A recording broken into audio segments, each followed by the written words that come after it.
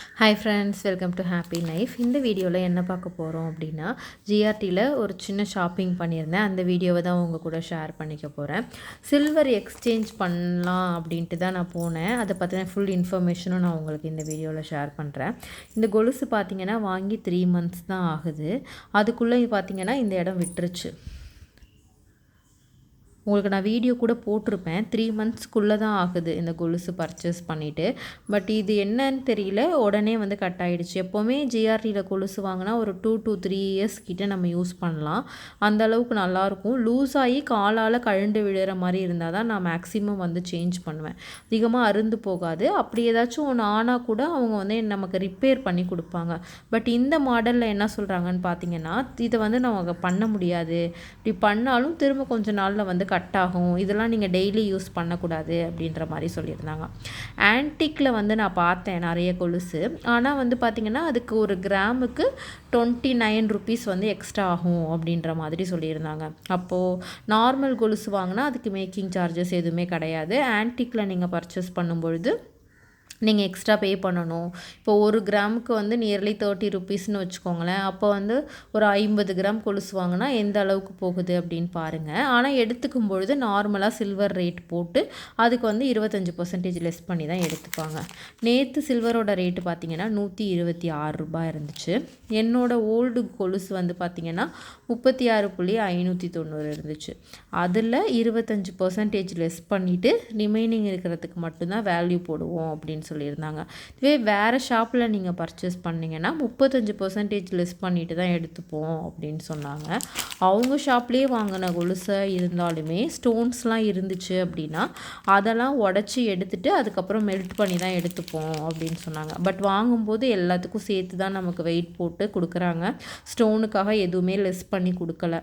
அவங்க ஷாப்பில் வாங்கியிருந்தாலுமே ஸ்டோன் இருந்தால் இந்த ப்ரொசீஜர் தான் அப்படின்னு சொல்லிட்டாங்க. நான் அதுக்கப்புறம் எக்ஸ்சேஞ்ச் பண்ணலை, எடுத்துகிட்டு வந்துட்டேன். ஏன்னா மொத்தமாக நம்ம சில்வரில் ஏதோ ஒரு பொருள் வாங்கும்பொழுது போட்டு நம்ம எடுத்துக்கலாம். கொஞ்சம் கொஞ்சமாக போட்டு வாங்கும்பொழுது பார்த்திங்க அப்படின்னா நமக்கு வந்து நஷ்டம் தான் அதிகமாகும். பட் வந்து பெரிய பூஜா திங்ஸ் இந்த மாதிரி வாங்கும்போது நம்ம ஃபுல்லாக போட்டு எக்ஸ்சேஞ்ச் பண்ணிக்கலாம் அப்படின்றதுக்காக இந்த கொலுசை வந்து நான் எக்ஸ்சேஞ்ச் பண்ணலை. இந்த மாதிரி ஸ்டோன் எதுவுமே இல்லாமல் இருந்தாலுமே அவங்க 25% தள்ளி தான் எடுக்கிறாங்க கொலுசு.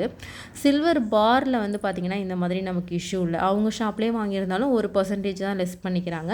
நிறைய பேர் வந்து சில்வர் காயினுக்கும் சில்வர் ஜுவல்ஸை எக்ஸ்சேஞ்ச் பண்ணுறதுலையும் கன்ஃபியூஸ் ஆகுறாங்க. பொதுவாக நம்ம போகும்போது நமக்கு சில்வர் வந்து நஷ்டம் அந்த மாதிரிலாம் வாங்க வேண்டாம் அப்படின்னு தோணும் நிறைய பேருக்கு இந்த மாதிரி எக்ஸ்சேஞ்ச் பண்ணால். பட் பாராக இருக்கும்போது இது கிடையாது.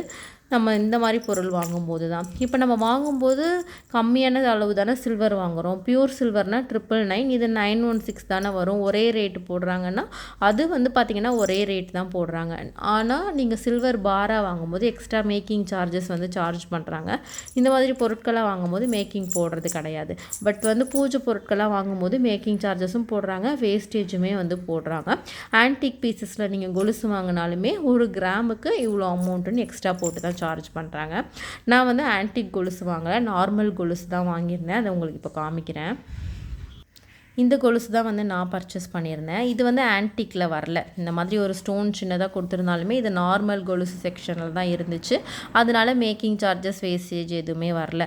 1 ஸ்டோன் 2 ஸ்டோன் இருந்துச்சுன்னா அவங்க வந்து ஆன்டிக்னு மென்ஷன் பண்ணலை. பட் நிறைய ஸ்டோன்ஸ் இருக்கிற மாதிரி இருந்துச்சு அப்படின்னா அது வந்து ஆன்டிக் கொலுசு அப்படின்னு சொல்கிறாங்க. பட் இந்த செயினுமே வந்து பார்த்திங்கன்னா இது நார்மல் தானே, அதனால இது என்ன ரீசன்னு தெரில, இது நார்மல் கொலுசு கேட்டகரியில் தான் இருந்துச்சு.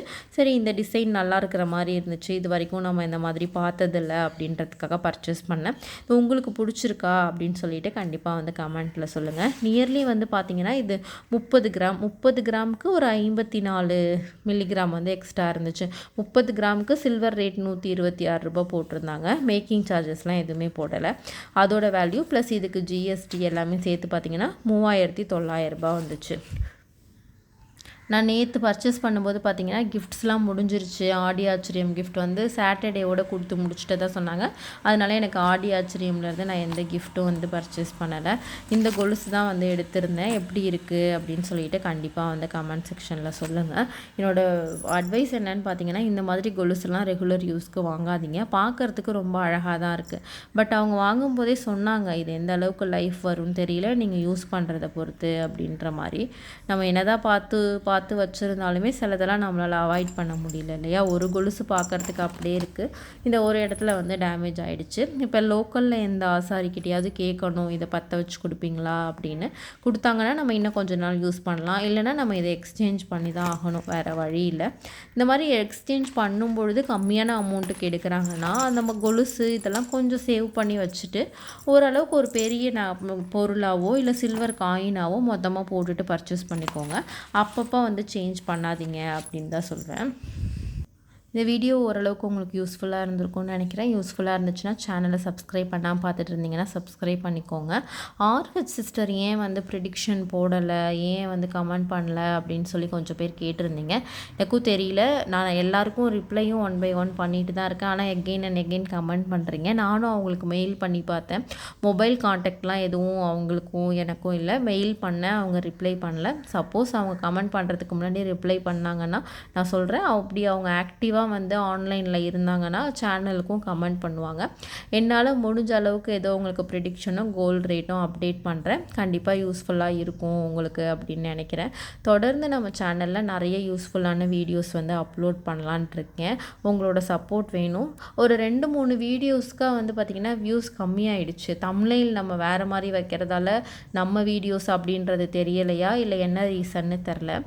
யூடியூப் சேனலுக்குள்ளே வந்து நீங்கள் வீடியோ பார்க்காம சஜஷனில் வந்து என்னோடய வீடியோ உங்களுக்கு வருதா அப்படின்றத மட்டும் எனக்கு கமெண்ட்டில் சொல்லுங்கள். ஜஸ்ட் நீங்கள் யூடியூப் ஸ்க்ரால் பண்ணிட்டு இருக்கும்போது நம்ம வீடியோ ஓல்டு வீடியோவோ இல்லை நியூவாக அப்லோட் பண்ண வீடியோவோ சஜஷனில் ரெக்கமெண்டேஷனில் வருதா இல்லை சேனலுக்குள்ளே வந்து தான் நீங்கள் பார்க்குறீங்களா அப்படின்றத மட்டும் எனக்கு கொஞ்சம் சொல்லுங்கள். ஏன்னா எனக்கே வந்து கன்ஃபியூஷனாக இருக்குது. ஏன் வந்து சடனாக நான் ஹேஷ்டேக்கில் ப்ராப்ளமா இல்லை என்ன அப்படின்றது தெரியல. ஓரளவுக்கு போட்டால் ஒரு 1000 வியூஸாவது போகும். இப்போ அதுக்கே கம்மியாக இருக்கிற மாதிரி இருக்குது. ஒருவேளை இந்த தம்ப்நெயிலால் கன்ஃபியூஸ் ஆகுறாங்களா, வேறு மாதிரி இருக்குது அப்படின்றதால என்னன்னு தெரியல. உங்களோட சஜஷன் என்ன அப்படின்றதையும் கண்டிப்பாக வந்து கமெண்ட்டில் சொல்லுங்கள். இந்த மாதத்துக்கான சீட்டு வந்து நிறைய பேர் பே பண்ணல, இப்போ பே பண்ணிடலாமான்னு கேட்டிங்க. இப்போ கம்மியாகிட்டுருக்கு, வெயிட் பண்ணி பாருங்கள். மார்னிங் ரேட் செக் பண்ணும்போது ரொம்ப இன்க்ரீஸ் ஆச்சு அப்படின்னா நீங்கள் பழைய ரேட்டில் பே பண்ணிவிடுங்க. இல்லை வெயிட் பண்ண முடியும் அப்படின்னா வெயிட் பண்ணி பார்த்துட்டு அதுக்கப்புறம் பே பண்ணுங்கள். ஆல்மோஸ்ட் இந்த மந்தோட எண்டு வந்துட்டோம். இப்போவே கம்மியாக இருக்கிற மாதிரி தான் தோணுது. இன்னும் ஒரு 5 days பார்த்துட்டு அதுக்கப்புறமா நீங்கள் பே பண்ணிக்கோங்க. ஆன்லைனில் நம்ம பே பண்ணுறது மேக்ஸிமம் வந்து ஒரு 25-26க்குள்ளே பண்ணிவிடுங்க. அதுக்கப்புறம் வந்து பார்த்திங்கன்னா ஏதோ சர்வர் ப்ராப்ளம் இந்த மாதிரி இஷ்யூ வரும்போது ஒரு மந்த்தே ஸ்கிப் ஆகிற மாதிரி இருக்குது. அதனால் லாஸ்ட் வரைக்கும் போகாமல் மேக்ஸிமம் ஆன்லைனில் தான் என்னால் பேமெண்ட் பண்ண முடியும் 100%றவங்க 25th வந்து பண்ணிவிடுங்க. இல்லை ஏதோ ஒரு இஷ்யூன்னா என்னால் நேராக போய் கட்டிட முடியும் அப்படின்றவங்க மட்டும் வெயிட் பண்ணுங்கள். 30 அன்னைக்கு நைட்டு, 31st அன்னைக்கு நைட்டு, ஏன்னா 12 o'clock வரைக்கும் டைம் இருக்குது. அந்த மாதிரிலாம் பார்க்காதீங்க. ஓரளவுக்கு 26-27க்குள்ளேயாவது பே பண்ணுறதுக்கு வந்து ட்ரை பண்ணுங்கள். இன்றைக்கி கமெண்ட்ஸில் கொஞ்சம் கொஷின்ஸ் வந்துச்சு, அதுக்காக தான் நான் இந்த வீடியோவில் ஆன்சர் பண்ணிட்டேன். தேங்க்யூ.